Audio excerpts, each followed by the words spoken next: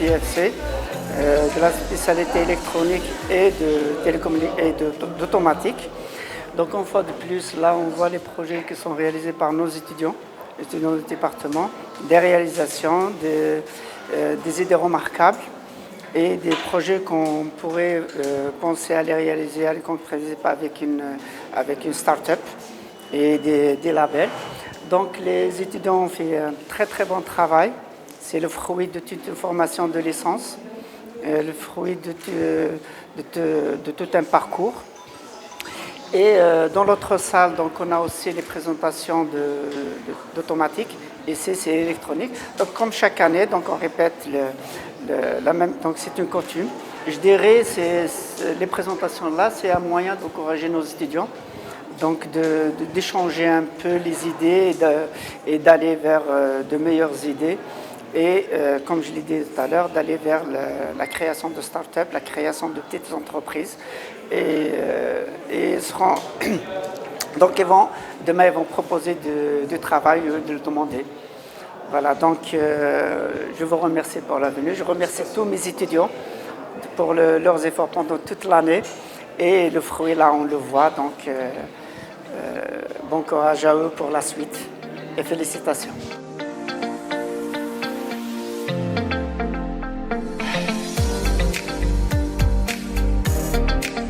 So, ladies and gentlemen, hello, good morning. I'm thrilled to present our project. It's about the multi-purpose home automation system. This project is designed and made to control high voltage devices like TVs and bulbs. So in this project we used two technologies. The first technology is the infrared technology. So we use the ER receiver. So the ER receiver detects infrared signals and send it to the microcontroller, and the microcontroller itself will decode the code received and control the three devices. And the second technology is GSM, GPRS technology. So we can control the devices all three remotely. And also we have integrated flame sensor. So if the fire is detected, the speaker will feed back with audio. And we use the brain of this system is this microcontroller. So this is the Aviar family. It's called ATmega 328P. And we used different courses here.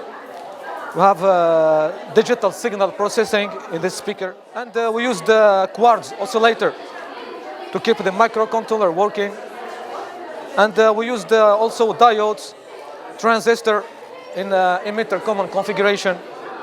And that's it for today. I press the button number 1. We use Samsung protocol. If I press the button number 1, device 1 will turn on. And if I press the button number 2, device 2 will be turned on. And if I press the button number 3, device 3 will turn on. So let's try. So I press the button 1 and the device 1 is already on. I press again, the device will turn off. If I press the second button, the second device will turn on. We can put here any high voltage devices. And also we have this flame sensor.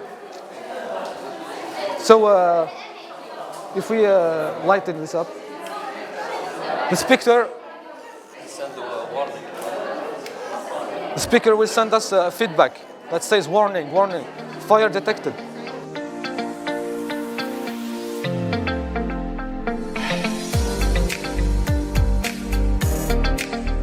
Donc concernant notre projet, on a entrepris un système automatique, c'est un bras robotique.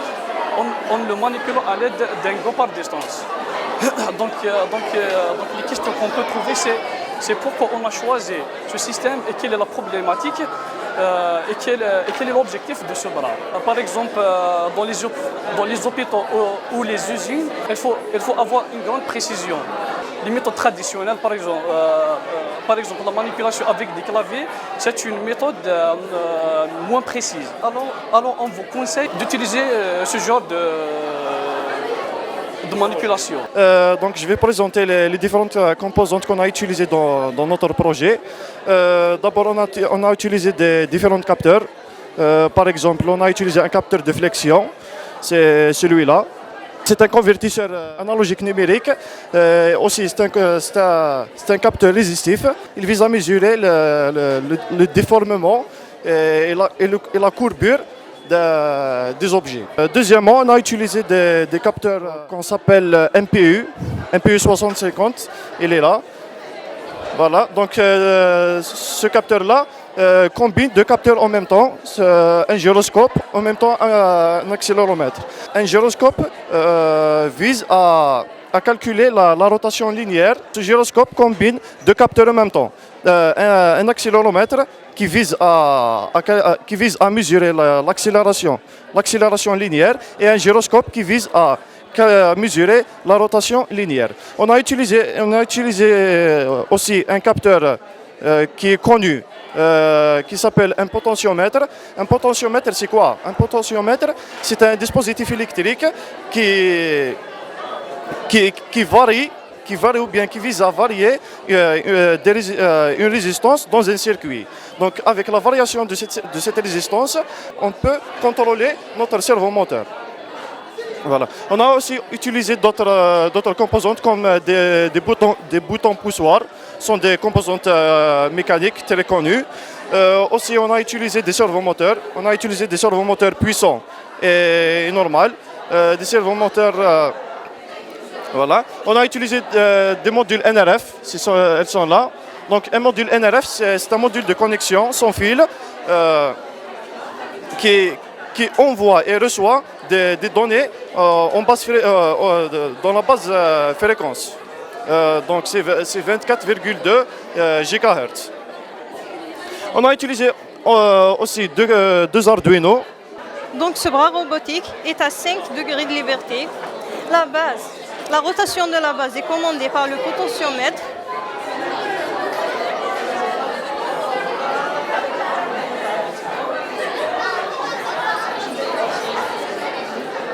L'épaule et le coude, en haut et en bas, contrôlés par l'MPU sur deux axes X et Y.